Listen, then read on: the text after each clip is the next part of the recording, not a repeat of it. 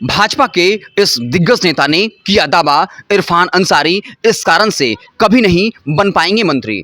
आलमगीर आलम के इस्तीफे के बाद लगातार सियासी गलियारों में इस बात की चर्चा है कि आलम के बाद आखिर कौन जो है मंत्री बनेगा।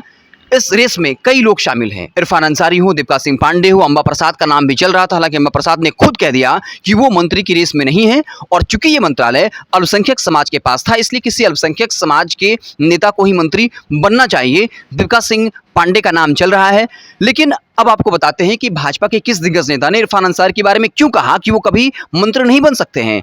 भाजपा के नेता भानु प्रताप शाही ने कहा, चूंकि आलमगीर आलम के पास ये मंत्रालय था, इरफान अंसारी मुस्लिम है, इससे आलमगीर आलम कभी नहीं चाहेंगे उनके बरक्स कोई मुस्लिम नेता मजबूत हो जाए। इससे आलमगीर आलम का राजनीतिक अस्तित्व जो है वो खत्म हो जाएगा। इसलिए आलमगीर आलम इस बात का पूरा दबाव बनाएंगे कि ये मंत्रालय जो है वो इरफान अंसारी को न मिलने पाए। बता दें कि भानु प्रताप शाही ने इस मसले के अलावा साफ तौर पर कह दिया है कि झारखंड विधानसभा चुनाव में इस बार हम जीतने जा रहे हैं, हमें बहुमत मिलेगा और लोकसभा चुनाव का मैंडेट जो है वो भी यही कहता है। भानु प्रताप शाही बाकायदा शिवराज सिंह चौहान, हेमंत शर्मा जो चुनाव प्रभारी और सह चुनाव प्रभारी हैं, उनके नेतृत्व में लगातार मीटिंग चल रही है।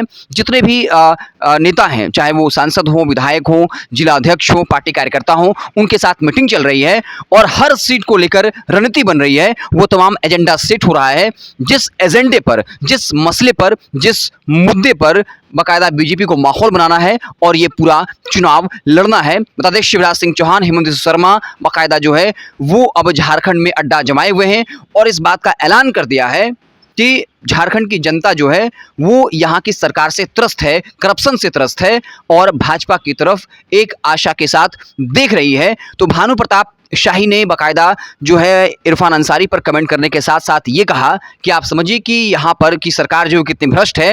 आलमगीर आलम जो है उनके पीए के नौकर के पास से करोड़ रुपए बरामद होते हैं। यानी मतलब साफ है, पहले मंत्री जी ने अपने रिश्तेदारों के जेब भरे, उसके बाद अपने पीए के, तभी तो पीए के नौकर के पास से उतने रुपए बरामद हुए। यानी समझिए कि झारखंड में करप्शन का कितना बड़ा खेल चल रहा है।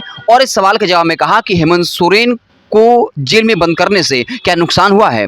इस पर जो है भानु प्रताप शाही ने कहा कि हमें अगर नुकसान हुआ है तो हो जाए, लेकिन अगर कोई गलत करता है, उनके खिलाफ सबूत हैं, साक्ष्य है, तो जेल में तो जाना पड़ेगा। हम नफ़ा और नुकसान के बारे में नहीं सोचते हैं। जो कोई भी करप्शन करेगा, हमारी सरकार जो है उसे नहीं छोड़ती है। ईडी के पास सबूत और साक्ष्य है, इसलिए हेमंत सोरेन को जेल में बंद किया गया है। तो भानु प्रताप शाही ने इरफान अंसारी को लेकर एक बड़ा कमेंट कर दिया और कहा कि वो कभी भी मंत्री नहीं बन सकते हैं, आलमगीर आलम ही उनको मंत्री नहीं बनने देंगे। तो आपको क्या लगता है, क्या वाकई में जो है अब तक जिस तरीके से आलमगीर आलम के इस्तीफे के बाद भी काफ़ी दिन हो गए हैं, लेकिन इसको लेकर चर्चा नहीं हो पा रही है, सहमति नहीं हो पा रही है, तो क्या ये मंत्रालय मुख्यमंत्री अपने अधीन ले लिए हैं, क्या वही चलाएंगे या फिर कांग्रेस किसी को मंत्री बना सकती है? या कांग्रेस इस बात से डर रही है कि अगर किसी को मंत्री बनाते हैं तो फिर आपस में टूट फूट हो जाएगा, इसलिए नवंबर तक, जब तक चुनाव होना है, तो आलमगीर आलम का मंत्रालय जो है वो सीएम के पास ही रहेगा, कांग्रेस से किसी को भी मंत्री नहीं बनाया जाएगा। आपको क्या कुछ लगता है, कमेंट बॉक्स में जरूर बताइएगा। बहुत बहुत धन्यवाद।